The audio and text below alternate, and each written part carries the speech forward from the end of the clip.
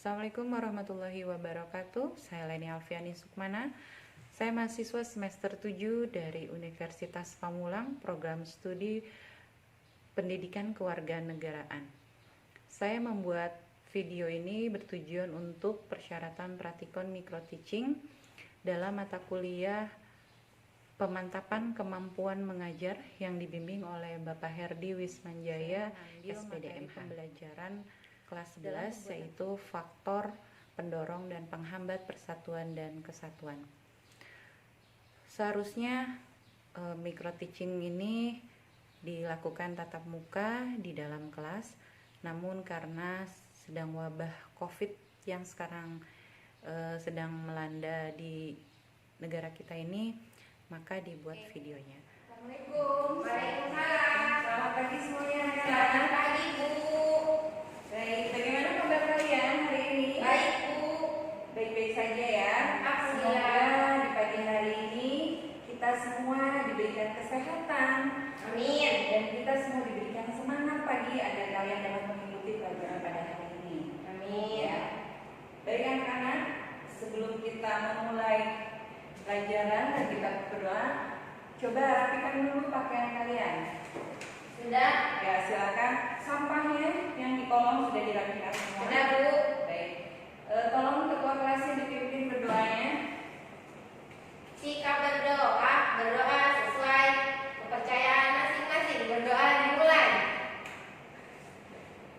Berdoa selesai. Berikan salam. Assalamualaikum warahmatullahi wabarakatuh. Waalaikumsalam warahmatullahi wabarakatuh. Baik anak-anak, sebelum kita mulai awal kegiatan pembelajaran hari ini, kalian sudah siap? Siap, Bu. Baik, saya akan mengabsen dulu ya. Untuk Siti, sudah masuk belum ya Siti? Siti belum, Bu. Masih sakit. Masih sakit. Baik, saya absen dulu.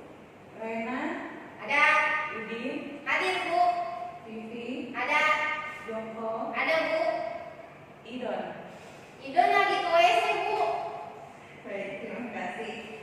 Baik anak-anak, saya sudah mengabsen. Baik, hari ini kita akan membahas materi tentang faktor pendorong dan penghambat persatuan dan kesatuan. Yes. Sebelum kita memulai pada materi pembelajaran ini, saya akan menyampaikan tujuan pembelajaran pada pagi hari ini, yaitu tujuan pembelajaran pagi hari ini di mana kalian harus dapat memahami makna persatuan dan kesatuan. Lalu kalian juga bersikap proaktif ya dalam menerapkan nilai-nilai persatuan dan kesatuan dalam NKRI. Dan sikap proaktif itu sikap-sikap kalian dapat kalian implementasikan di sekolah, di rumah, gitu ya. Lalu kalian dapat menjelaskan faktor penghambat dan pendorong persatuan dan kesatuan. Sebelumnya, coba Ibu mau tahu, kalian tahu nggak sih sikap yang dapat mempersatukan dan kesatuan itu seperti apa sih sikap kalian? Contohnya, siapa yang tahu? Saya, Bu. Ya, Tidak membeda-bedakan suku bangsa. Ya, Tidak membeda-bedakan agama, Bu. bagus, bagus, baik. Terima kasih ya untuk Sari. Terima kasih. Kamu aktif dalam menjawab teman-teman ya. Ayo, jangan diam saja. Yang nggak aktif menjawab, ya bertanya. Nanti Ibu kasih nilai. Belum baca, Bu. Ya, kalian harus membaca makanya. Jadi anak-anak, saya akan menyampaikan juga kriteria penilaian di dalam materi ini ya. Penilaiannya adalah persatu penilaian tugas, lalu ada ulangan, nanti kita akan ada praktek ya. Dan yang pertama disampaikan di saat Ibu sedang menerangkan, tolong kalian memperhatikan, tidak ada yang ngobrol, tidak ada yang asik sendiri. Baik, anak-anak, di sini kamu bisa melihat ya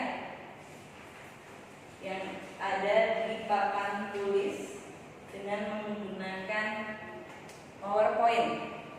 Ini saya mau kalian melihat, mengamati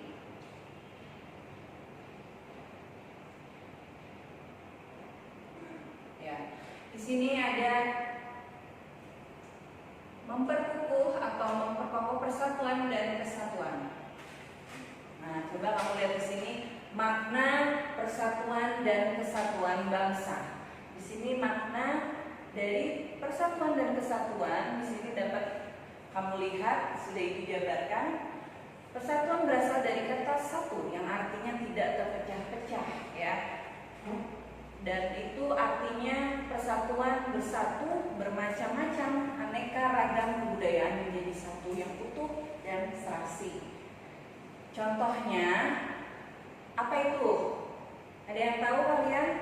Bermacam-macam aneka ragam kebudayaan di situ menjadi satu utuh dan serasi. Contohnya seperti di negara Indonesia ini yang begitu banyak beraneka ragam kebudayaan, namun mereka tetap bersatu. Yang kedua, persatuan Indonesia adalah persatuan yang tinggal di wilayah negara Indonesia, didorong untuk mencapai kehidupan yang bebas dalam negara yang merdeka dan berdaulat. Lalu ada makna penting dalam persatuan dan kesatuan, itu ada rasa persatuan dan kesatuan menjalin rasa kebersamaan dan saling melengkapi antara satu dengan yang lainnya, menjalin rasa kemanusiaan dan sikap toleransi serta rasa harmonis untuk berdampingan. Nanti saya akan tanya untuk sikap dari ketiga ini, ya, bagaimana contohnya? Yang ketiga adalah menjalin rasa persahabatan, kekeluargaan dan sikap tolong menolong antar sesama serta sikap nasionalisme. Coba, Sari, saya mau tahu sikap nasionalisme itu seperti apa? Cinta sama kebudayaan sendiri, Bu. Cinta pada kebudayaan sendiri. Yang lain ada? Cinta produk Indonesia. Ya, boleh. Cinta pada produk Indonesia atau mencintai yang ada di dalam negara kita ini, gitu ya, anak-anak. Yang selanjutnya, sini konsep kesatuan yang dianut Indonesia. Konsep kesatuan di sini memiliki aspek kewilayahan atau konsep kewilayahan, aspek alamiah dan aspek sosial, politik, budaya, ekonomi dan pertahanan negaranya. Kesatuan wilayahnya meliputi darat, laut, dan udara, itu kebulatan sesuai politik kewilayahan yang dianut oleh wawasan Nusantara. Sini ada konsep kesatuan, ya, negara kita memiliki karakteristik. Karakteristik negara kita itu apa aja sih? Negaranya banyak pulau, Bu. Negaranya negara kepulauan, ya, negara yang suatu wilayah lautan itu ada wilayah yang pulau-pulau besar dan pulau kecil. Lalu konsep utamanya manunggalnya itu wilayah di kita itu ada laut, darat, dan udara. Lalu ada laut yang merupakan wilayah pokok, bukan merupakan pelengkap, ya. Oke, selanjutnya perwujudan konsep persatuan dan kesatuan aspek sosialnya. Ada perwujudan, bisa kamu lihat Kepulauan Nusantara sebagai satu kesatuan politik. Lalu perwujudan Kepulauan Nusantara sebagai satu kesatuan ekonomi. Jadi perwujudan konsep kesatuan ini dia melalui 4 aspek, ada aspek politik, ekonomi, sosial, budaya, dan keamanan. Itu ya, jangan lupa. Nah, ini coba kamu perhatikan, ini ada alat-alat pemersatu bangsa. Alat-alat pemersatu bangsa Indonesia itu ada Pancasila, ada UUD NRI tahun 1945, ada Sangsaka Merah Putih atau bendera merah putih, ada lagu kebangsaan, bahasa Indonesia, dan Sumpah Pemuda. Coba saya mau tahu Sumpah Pemuda diperingati pada tanggal berapa, yo? Tanggal 28 Oktober, Bu. Iya. Masih semangat belajarnya? Masih. Masih semangat ya belajarnya. Oke, anak-anak, selanjutnya selanjutnya di sini Ibu paparkan substansi yang ada dalam persatuan dan kesatuan. Ya. Setelah kamu coba lihat, coba Sari dibaca integrasi nasional. Integrasi nasional yaitu proses penyesuaian di antara unsur-unsur yang saling berbeda yang ada di dalam kehidupan sehingga menghasilkan keserasian dalam kehidupan masyarakat. Yang kedua, nasionalisme, yaitu paham yang menganggap bahwa kesetiaan tertinggi atas setiap pribadi harus diserahkan kepada negara. Yang ketiga, patriotisme, yaitu merupakan salah satu unsur nasionalisme. Patriotisme merupakan sikap sudi mengorbankan segala-galanya untuk kejayaan tanah air, bangsa, dan negara. Oke, terima kasih. Ya, jadi di sini ada substansi dari persatuan dan kesatuan itu ada 3, integrasi nasional, nasionalisme, dan patriotisme. Tadi sudah dijelaskan oleh Sari.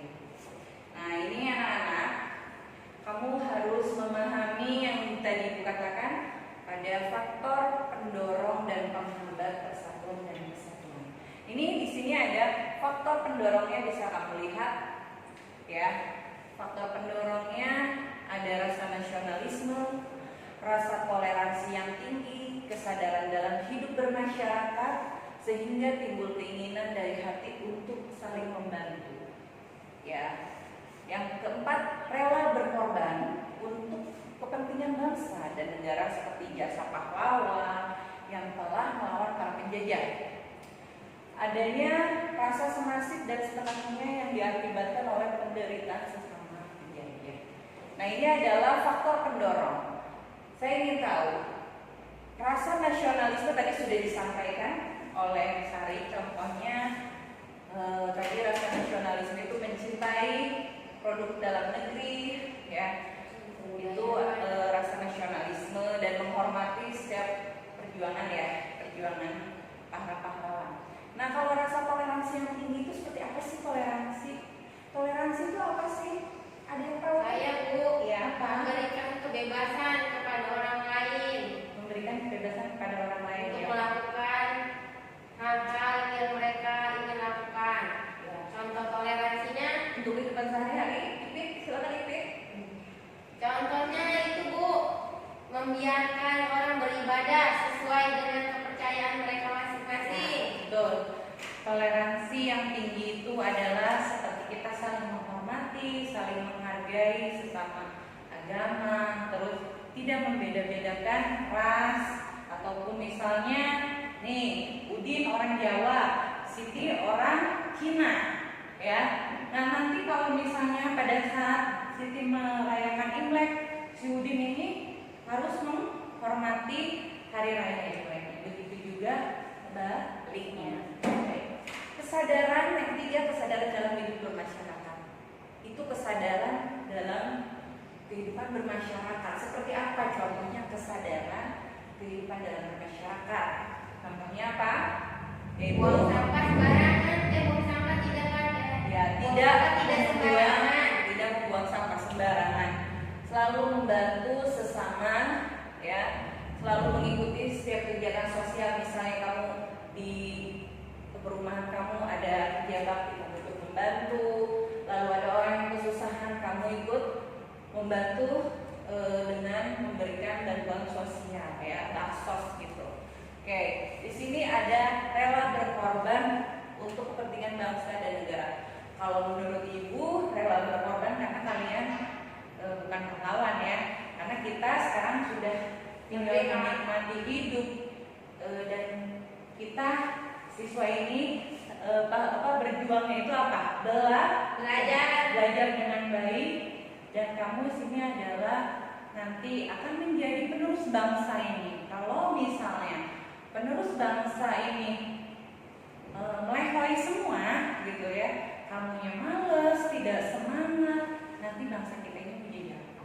Ya, jadi Ibu mau kalian itu selalu bersemangat untuk belajar. Terus kalian nih di satu kelas ini tidak boleh ada pertengkaran atau permasalahan.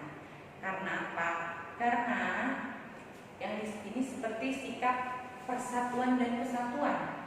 Persatuan dan kesatuan bukan hanya dilakukan di negara saja, tetapi kita ini dalam ruang lingkup yang kecil, ini di kelas contohnya. Jadi kalian persatuan dan kesatuan kelas kalian sesama teman tidak boleh saling membuli, tidak boleh saling mengejek gitu. Jadi kalian harus solid. Ya anak-anak paham ya? Jadi seperti itu ya. Lalu adanya rasa senasib dan sepanjang. Tadi ini contoh salah satunya ya. Contoh salah satunya tadi ini baru Ibu sampaikan. Jadi kalian rasa senasib dan sepenanggungan. Jika teman kalian di kelas dia nggak punya uang atau misalnya nggak punya jajan buat makan gitu ya, kalian merasa senasib sepenanggungan itu merasakan bersaling berbagi. Terus apa lagi?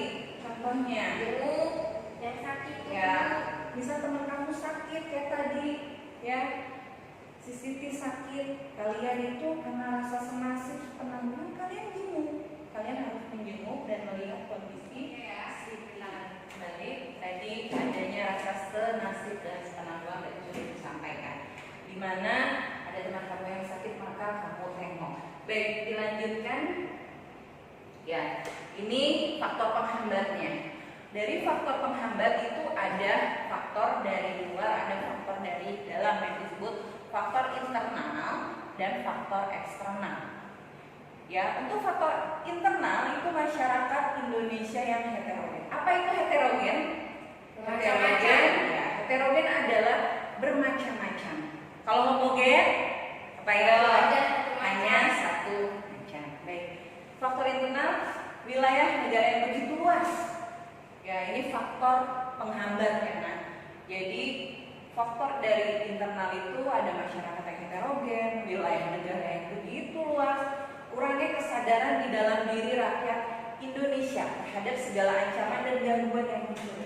Nah, seperti sekarang ini yang kita alami sekarang ya, yang kita alami sekarang adalah COVID-19 ya, atau COVID-19. Di sini kesadaran diri masyarakat Indonesia itu sangat kurang. Sudah tahu berbahayanya virus COVID ini, tapi mereka masih saja keluar dan masih padat di seperti aktivitas biasa saja. Ibu lihat gitu ya, di luar itu aktivitas masih seperti normal, padahal sudah ada atau sudah diberlakukannya kalau di kita PSBB gitu. Tapi kurang kesadaran di dalam diri masyarakat Indonesia. Inilah kelemahan kita ya. Oke, lanjut. Lemahnya di sini nilai-nilai budaya bangsa akibat pengaruh budaya asing. Betul. Lemahnya budaya kita itu gampang terpengaruh dengan budaya-budaya luar ya. Contohnya kita terpengaruh dengan budaya luar itu seperti dari contoh pakaian, musik, dandanan ya. Sekarang yang zaman anak ABG itu ke Koreaan ya, K-pop ya, K-pop gitu ya. Terus juga seperti kebanyakan kalau orang luar itu malah mempelajari budaya kita. Kenapa? Kita sebagai warga Indonesia yang begitu beraneka ragam mempunyai kebudayaan, tapi kok kita nggak mau mempelajarinya ya? Kenapa coba? Malah pengen mempelajari lagu-lagu luar atau dance luar. Nggak seru, Bu. Nggak seru? Ya. Ya, jangan bilang nggak seru. Kamu tuh tinggalnya di Indonesia, jadi kamu harus mencintai dan harus mempunyai nilai-nilai budaya di dalam diri kamu gitu ya. Kayak ini tadi faktor internal. Selanjutnya ada faktor eksternal. Berarti kalau faktor eksternal berarti dari luar ya, nah ya. Kurangi penghargaan terhadap kemajemukan yang memiliki sifat heterogen. Ya memang kurangi penghargaan tuh dari pemerintah karena memiliki sifat yang heterogen. Masih besarnya ketimpangan dan ketidakmerataan pembangunan hasil pembangunan. Betul. Kita lihat sekarang masih banyak timpangan ya. Lalu pembangunan bangsa yang kurang berhasil ya, kurang kuatnya jalin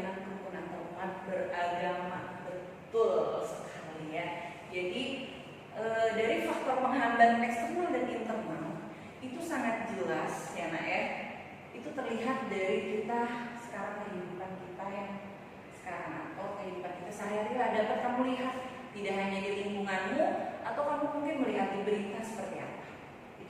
Itu di sini ada semua faktor ya. Selanjutnya prinsip-prinsip kesatuan dan kesatuan. Prinsip kesatuan dan kesatuan ada Bhinneka Tunggal Ika, ada nasionalisme Indonesia, kebebasan yang bertanggung jawab, wawasan Nusantara dan persatuan untuk mewujudkan cita-cita reformasi. Tuh, baik anak-anak, tadi sudah kalian amati dan kalian sudah mendengarkan ibu menjelaskan. Sekarang ibu ingin kalian mendiskusikan ya, yang akan ibu tanyakan. Ibu akan berikan tugas diskusinya dan nanti kalian dapat mempresentasikannya, gitu ya anak-anak ya. Ya Bu, siap. Sebelum ibu mengakhiri pelajaran pada hari ini tentang faktor pendorong dan penghambat persatuan dan kesatuan bangsa, ibu mau bertanya ya, apa saja penghambat persatuan dan kesatuan? Oke, siapa yang tahu? Kamu yang di sana apa? Saya tahu. Ya, apa? Silakan dijawab. Faktor penghambat dari persatuan dan kesatuan apa saja? Pertama, karena masyarakat Indonesia itu heterogen, Bu. Ya, betul. Karena masyarakat Indonesia heterogen. Apalagi yang kedua? Ya, rasa individualismenya tinggi. Ya, rasa individualismenya tinggi, kurangnya kesadaran dalam diri rakyat Indonesia. Terima kasih sudah menjawab. Selanjutnya, satu lagi saya mau bertanya. Kalau itu tadi faktor penghambat, sekarang faktor pendorongnya apa coba? Yang di ujung sana silahkan. Apa ya? Ayo apa? Belum tahu, Bu. Ada yang tahu faktor pendorongnya apa saja? Ya, betul. Faktor pendorongnya adalah rasa nasionalisme, adanya rasa toleransi, kesadaran dalam hidup bermasyarakat, dan adanya rasa rela berkorban. Baik anak-anak, hari ini kita cukupkan sampai di sini pembelajarannya. Tolong diingat apa yang sudah ibu sampaikan pembelajaran pada hari ini. Jangan lupa tugasnya. Sudah ya anak-anak, kalian sudah berdiskusikan. Baik, nanti tugasnya bisa kalian kumpulkan ya. Baik ibu, sebelum ibu tutup pelajaran ini, apa saja yang tadi ibu sampaikan ya, dari contoh dan perilaku, ada faktor pendorong dan penghambat dan kesatuan-kesatuan. Jadi dari pembelajaran yang hari ini sudah ibu sampaikan, yaitu tentang memahami makna persatuan dan kesatuan, faktor pendorong dan penghambat persatuan dan kesatuan. Lalu sikap-sikap apa saja yang mendorong dan menghambat persatuan dan kesatuan. Baik anak-anak, tugas yang tadi saya berikan yaitu tolong kalian tuliskan ya dalam kertas laporannya nanti apa saja perilaku yang menghambat persatuan dan kesatuan dan yang dapat mendorong persatuan dan kesatuan. Tuh. Baik anak-anak, itu saja yang dapat ibu sampaikan. Kalian tetap semangat pada hari ini ya, walaupun hari ini di luar sangat panas, tapi kalian tetap semangat dan kalian tetap mempunyai rasa persatuan dan kesatuan. Jangan lupa kegiatan. Assalamualaikum warahmatullahi wabarakatuh. Waalaikumsalam.